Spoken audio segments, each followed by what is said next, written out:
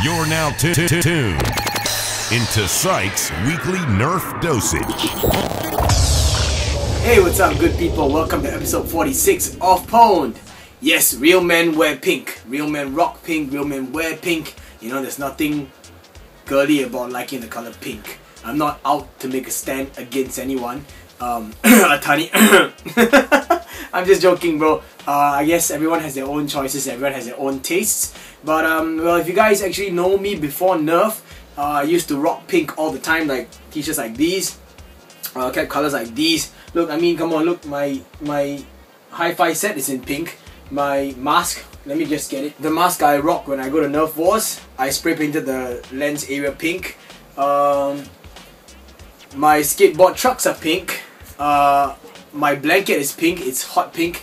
I used to wear like hot pink shoes. You guys get what I'm trying to say. But yeah, that is also the reason why I was really happy when the Rebelle series was finally released here in local stores in Singapore. Man, I just rushed down to Toys R Us, and I'm really happy because this time somehow it seemed like Toys R Us worked really fast and they released, well, they managed to distribute all the Rebelle series across all Toys R Us outlets in Singapore. So yeah, you know, it started with Piggy actually mentioning that the Orchard Forum, which is the main HQ forum Toys R Us, had the Rebelle series, and the following day I actually visited the new one at Centrepoint, the Toys R Us Express. They had the whole range there. Tampines had the whole range there. Metro had the whole range. I mean, Metro. Paragon had the whole range there. And also reported at Vivo City. So I'm really very surprised. That said, I got myself one of these pink crushes, and I already modded it. And this is to fit Venom's homemade internal kit for the Firestrike. Now, it's not really the entire Venom kit because I had to make use of like Zinv's 3D printed half coupler for the Firestrike, and well, quite a bunch of other mods and a lot of work to the shell needed to be done in order for Venom's Firestrike kit to be fit inside. I'll get to that in a short while. One thing I'd like to say is, in my hands, this blaster feels really comfortable. It's really I think one of the most comfortable blasters that I've ever handled. Like you can see, the way the slot actually fits my fingers. It's really nice. Very good. I'll give you a firing demo in a short while. Now, before I talk about anything else that's really pink, I just want to quickly point this out and give a shout out to my buddy A Nerfer 1999, awesome Nerfer 1999. Go check out his blog in the video description below. You can check out his channel over here. Yeah, I have to stop doing this for the video title though, because I think the title's actually below now. But anyway, in the video description, yeah, this one sports a Venom kit, and I won't be talking about this one yet. It'll be in the next video. But this is the original Firestrike that was released here in Singapore, and I think across the you know, the main US of A. And this is the UK version of the Firestrike. I know at one glance that you can't really tell what's the difference, besides the fact that I modded and it's different. It's a different grip over here with some blue foam. But let me just bring this up closer to you guys and get the camera in focus. Okay. Alright, so here we have the original Firestrike, and you can see that I'm shining against the light, and you will see that it's really like shiny and it's really smooth on the shell. Yep, you guys can see like that. As the original one that was released, the one that I got actually a few of these when it first came out because I thought they were quite sick looking. So yeah, this is stock form. Yeah, AR still intact. I'm going to put this aside and I'm going to show you the next one, which is this one. This is the UK release. Now, as I shine the light on it, you can see, oh, it's got digital camo all over it. Yeah, it's really different. I think it's got to be a completely different mold though in order for them to do this. And at the same time, the area on the grip is of this like rough finish. As you can see, it's got its texture and it's a little bit nicer to grip on as compared to the original, which is over here. The original grip was completely shiny. You can see the difference now. There aren't really many different markings even for this. I mean, over here, this is the cautionary stuff. Let me get the light here, to avoid injury, This over here has like images and logos instead, so that's pretty different. Yeah, over here it's a bit different too. See, textured against textured compared to completely smooth, and even the trigger is different. Let me try and get the trigger in light. Look at the trigger over here and look at this trigger. So one is textured and one is completely smooth. Yep, so I want to say a big thank you to Nerfer, Awesome Nerfer 1999 for helping me get one of those. Thank you so much. I am really quite surprised and very happy. Originally when I got Venom's kit, I actually put it into the original Firestrike because that's the only one I had. But once I handled the new UK version of the Firestrike, I was like, oh man, this is, you know, the grip feeling makes it a little bit more comfortable. I had to change it over. But once I got this Pink Crush, I was like, man, this thing is even more comfortable than the Firestrike itself. Although, compared to that, the internal setup is made in such a way that any external kits, right? I guess you would lose some plunger volume, or if not, you have to lose some of the draw. As you can see, the draw is not as fantastic as compared to on Venom's original kit. Alright, so you can see I pulled it quite a bit further. Yeah, so I'm sure that you guys are wondering what I did to this internally, and that is why I did a video segment on it, so check it out. This is roughly what the Rebelle blaster looks like on the inside after the modification, and if you're wondering what that buzzing sound in the background is, well, I'm doing the laundry. Yep, I do my own household chores, especially my own clothes. Yeah, just so you guys know. Anyways, okay, I'm gonna remove part by part so you guys can see it.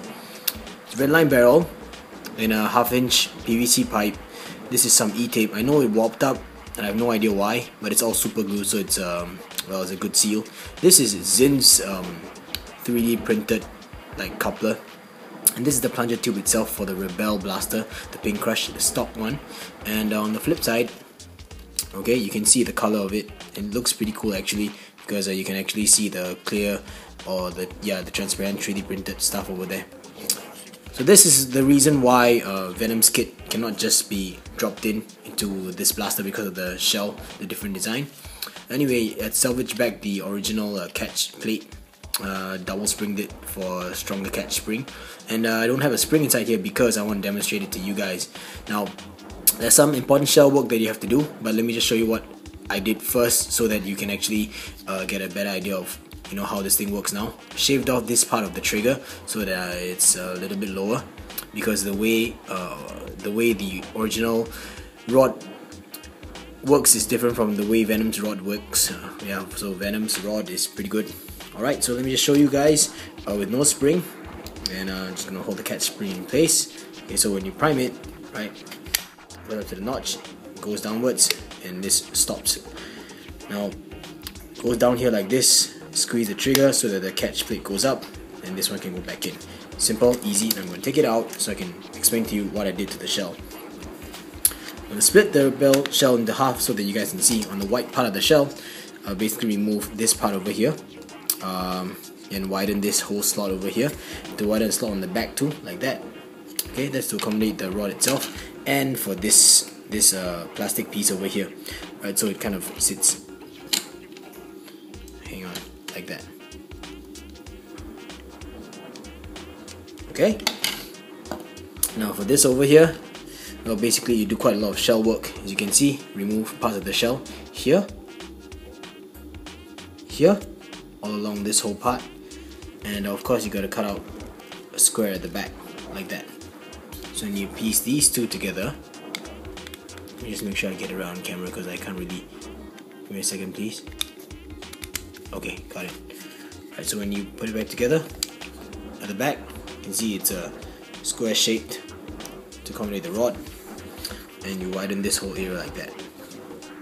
The next thing I did was actually remove the screw over here for the removable bow arms, and I super glued this piece in place, and then I had to basically Dremel out this part, so I kind of reamed it inwards so that this could sit in over there.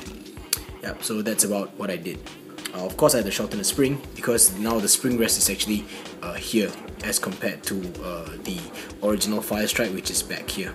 So this is what I did to the shell of the Rebelle blaster on the inside. Make sure that you do the same thing on the other side. If your stub is not sticking out as much as mine, you don't actually have to cut off these or Dremel down this part, but I did because I'm just lazy. So yeah, that's about it. Pretty simple mod. Quite a bit of shell work. I mean, a little bit more, not as much, but a little bit. Not that much, but a little bit more than I expected. But yeah, I just wanted to make this thing work. I wanted to modify the Pink Crush and put a Venom kit inside. But credit's given where credit is due. Big thanks to Zinv for providing me this. Now this shiny layer over here is a layer of goop. I super glued it and I gooped on top.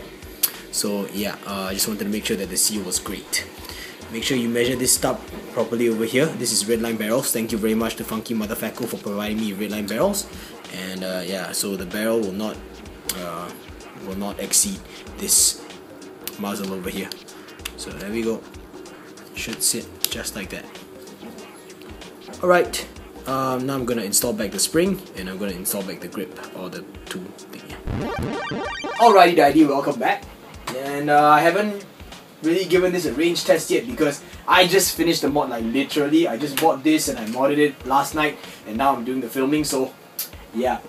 Just to let you guys know, this bow arm thing is still attachable.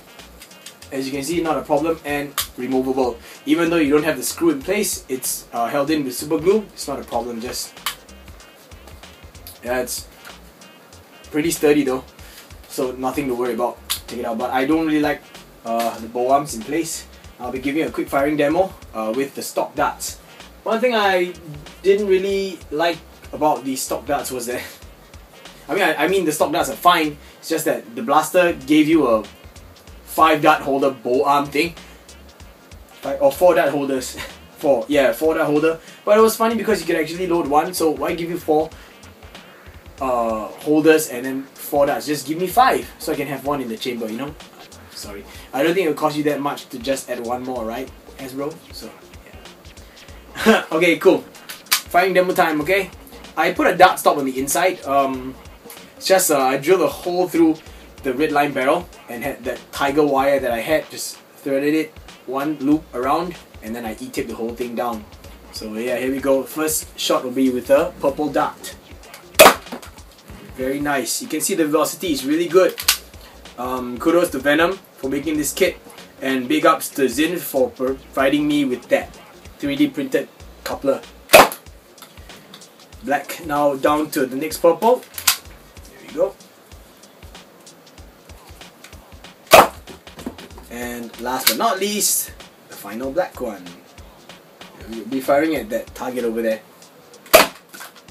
Oh, that was surprising. That's actually pretty powerful. Wow. Yeah, so this was my modified Nerf Rebelle Pink Crush, and I really like it. Like, it's really comfortable. Yeah, I haven't attached anything here yet, but I don't think I have to. It's just really sleek and very comfortable. One downside is that because Venom actually made this kit that was meant to go with the Firestrike very nicely, the space between the bars and the blaster itself, because of the way the back is shaped, is kind of tight, so it's a bit difficult for me to grab on. I have to really just pay attention and pull. Yeah. Now in this second part of the video, I'd like to tell you guys that I got myself one of these, the Rebelle Sweet Revenge set, and I've been waiting for this for a long time. As opposed to waiting for the Zombie Strike line, I thought and I felt that this was a lot more sleek in terms of its design and production. And honestly, I don't mind rocking pink. Look, I mean, yeah, it's honestly pretty cool, and it looks really comfortable to hold.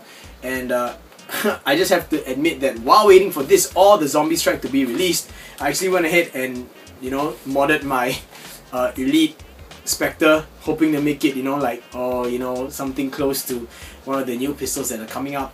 And what I did was basically just gave it reloading slots, and I won't be showing it in this video though. I actually wanted to show it in my previous video, but then the whole video actually turned out to be a bit too long, so I cut that part out. I'll be sharing this with you guys in the next video, I promise. So I owe you 2 things in my next video at least. Will be the Firestrike Venom kit review, and of course my modded Elite Spectre review. But now it's all about this pink beauty over here, or I should say white, purple and pink.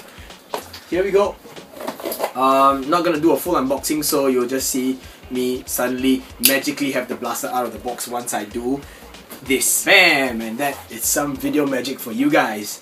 Yeah, Atani was right though. These boxes are really just made in a really overcomplicated way. There was absolutely no use for Hasbro to actually make such a complicated box. Yeah, I mean, except for the purpose of, you know, wanting to make it look nice and presentable, but it's just really overcomplicated to remove. But anyway, one thing I really didn't like about it is that in the advertisement or in the picture over here, this girl's smiling, really happy and everything, but she has like at least 3 different colors of darts in here. There's a pink one, there's a teal one, and there's a purple one. But with this blaster set, you get 5 teal colored darts. I mean, come on man, you guys gotta be like a little bit more consistent, you know, don't like go around cheating us and giving us false hope. And yeah, damn, you know what I mean? Like, I mean, teal is kind of cool, I like teal too, but yeah, you know what I mean? So yeah, okay, first of all, holster, vision gear, and this thing retailing for 39.90 Singapore dollars. Trigger seems to be really easy to squeeze though. Oh yeah, I forgot to mention that the pin crush actually cost 19.90 Singapore dollars. So yeah, on average, Zinv actually kind of calculated, and it seems to be at least $10 more expensive than it is overseas. So you guys in the States just making me all jelly and all. So yeah, I'm gonna take this off because it's kind of difficult to see yeah, everything with the pinkish hue. But it's kind of cool though. It's good. So anyway, yeah, so the holster goes on like this, right? And it's really sturdy. It's a snug fit. The only thing that I worry about if you keep using a holster is you probably ruin the paint job on this side of the blaster, because as you can see, right, it has to go touch against the blaster all the time. Yeah, and also on this area over here and this area, so I don't know if this is a good thing or not. But the holster looks cool and all, but I'm gonna set it aside because that's not the main issue. One thing that I always hate about holsters that are produced by these companies is that it's always for right-handed people. Look at me, lefty, no love. Unless here's a cool idea, unless you put it behind you, like that, the holster like that. And also you gotta imagine that it's clipped on and all. And then when you want to draw a blaster, just go, That's one way you could do it, because that's how I used to holster my blasters whenever I go to war, my secondaries or my pistols. So you guys know. Alright, so I've been waiting to try this out. Oh, very nice loop over here. I like this. This is kind of like, this is cool. It actually looks really cool. But I haven't tried this out yet. I haven't tried any of the hammer style loading or priming blasters yet. I'm gonna give it a shot with just my thumb. Can't see the prime. Why not? Oh, okay, you gotta go all the way. So, okay, got it. I see. I can't have my finger in there. Gotta take my finger out. I see. My finger's always in the way whenever I try to prime it, so I gotta take it out. My finger's there. Yeah, it's kind of blocking. Yeah. I have to change the grip a little bit. Look, I'll show it to you from this side. This is how I'm gonna hold the blaster comfortably, okay? Then I gotta switch it up. My thumb area, this part of the heel of my palm has to lift off the grip. Prime it so it opens up sideways like that. So it kind of twists and then get ready to grip.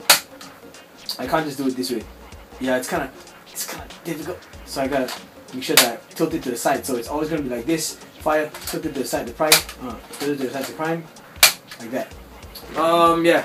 If not, I gotta use my other hand, which is like that. This is kind of strange though, look. Okay, this is kind of tough. Actually, no. If you do it fast, it doesn't really matter. Like, it's not so bad. No, I can't do it that fast. Or you really gotta smack it downwards. But it's cool because this area is actually all very rounded. So yeah, very interesting mechanism. It rotates on the prime itself. Yep, and now I'm gonna give you guys a quick firing demonstration. So load this thing up with 5 darts. Barrels don't feel so snug though. I think that the strong arm and the elite Spectre actually has a more snug fitting kind of a turret. Okay, so all darts go in. Well, yeah, one thing that the other Nerfer, Piggy, in Singapore had to actually mention about this was that because of the build of this thing, it doesn't look like you would have any options to make it rear loading, which is, you know, a bit unfortunate, because you know, reloading would always be nice, but you know, free rotation, wow, it's low, it's completely free.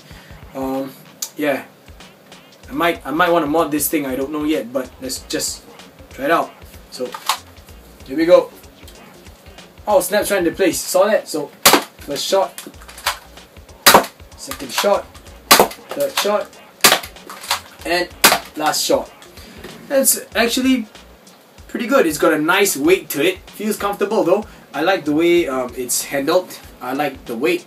Of course, it's a bit front heavy, but the handle's comfortable. But compared to the Pink Crush, I think this is a lot more comfortable in my hands. Feels like, wow, there's a really, you know, really solid feel. Nice texture. It's just nice, and it's, I don't know, it's not too big. This one protrudes a little bit, but that's not an issue. It is pretty curved this way, so that's one of the reasons why. See, the curve here versus the inward over here, I think this feels a bit more comfortable. The ergonomics over here. Yeah, but all in all, I am honestly quite surprised. I pretty like this Rebelle blaster, and I think it's one of those kind of blasters that I would be rocking at a war or something if I modify it and it turns out pretty good. This could be a pistol or a sidearm, I don't know. It's pretty good. Velocity wise, you guys could tell from my firing demonstration. There should be more than enough range tests online for you guys to take a look. So yeah. Right, so that ends my review of the Rebelle Sweet Revenge Kit. And with that, this whole episode is dedicated to all the Rebelle blasters that I have. Of course, I'm not intending to get the others, not because I don't like the colorway, because of the fact that I don't really like the performance, or I don't really like the style of it, but pink is fine. I think it's really great. Real men wear pink. And that's not to say that I'm trying to say that I'm a real man. I'm just telling you guys, you know, I'm a boy. I'm still a boy, still a kid, trying to be a real man. You know what I mean? Yeah, so everyone has their opinions. I think this is actually a fine color. I don't even mind rocking this in a wall outside in public. The only funny thing though at Toys R Us, in order for you to find the Rebelle series in Toys R Us, they actually put it with the Barbies. So you gotta go to the Barbie section to actually find it. Well, anyway, shout outs to all my viewers who keep it real. You know, being a real man, it's hard. So, you know, you earn your keep, you go out, you be on your grind every day, you know, you bring the money back home, you put food on the table, you support your family, and you earn enough to support yourself and your hobbies, enough money to buy blasters out of your own hard work, and that gains my respect. Yeah, so for all of you out there who are always on your grind, big shout outs to you, big respect to you, much respect to you. Especially my viewers, like the Griever, like Heavy Starch, Hong Fu, Corey, who else do we have? Have a number of you. Sorry if I didn't mention your names, but you guys know who you are. Oh yeah, even Popatachi, you know, even Atani, even Hat. I know that you guys, Atani and Hat, I know Atani, you're not really a big fan of these colorways, but you know, you're a real man to me, you know, just doing your own stuff, staying on the grind. Sorry, I kind of burped. I didn't do that on purpose, bro. It's just, you know, it's just Mother Nature. And the S16 team, of course, the S16 team, members like DT, Diana, I know you're not a guy, you're not a man, but, you know, you're keeping it real anyway. And Dennis, Clement, Jia Yi, who else do you have? Alex, you know, the S16 team, there's so many of you, like, even like Leon, ILN, Piggy, you guys just keeping it real, you know, not afraid to say what's on your mind, not afraid to do your own stuff, not afraid to stand up for what you believe in. Yeah, you all have my respect. So once again, I come to the end of the episode. Thanks for sticking out, and hope that, you know, you might share the same love or the same liking at least for these Rebelle blasters that I do. I think they're really fun, and I think they're actually more comfortable, even though they are marketed towards the ladies. And I mean, come on guys, you can diss the Rebelle series for all you want, but honestly, if girls start taking a liking to the Rebelle series, it also means that you'll actually see more girls playing Nerf. Don't you want that, guys? I mean, seriously, come on, you have to be honest with yourself. This is actually a pretty good move by Hasbro. Like it or not, if a guy rocks a Rebelle blaster and a girl says, oh my god, that's kind of cool, you know, that guy's actually, you score a point, right? If you actually see a girl rocking a Rebelle blaster at a war, you score a point. you know, for nothing you just win a point. If you see a girl liking Rebelle and then moving on to the more bad boys like the long shot and all your 3Ks and everything, it's even cooler, right? So yeah. So I hope you guys give me a thumbs up if you like this video. If you're not subscribed to me yet, I hope that you consider subscribing. And oh yeah, just one more last thing. You know, my family actually buys these little packets of tissue paper from NTUC Fair Price, and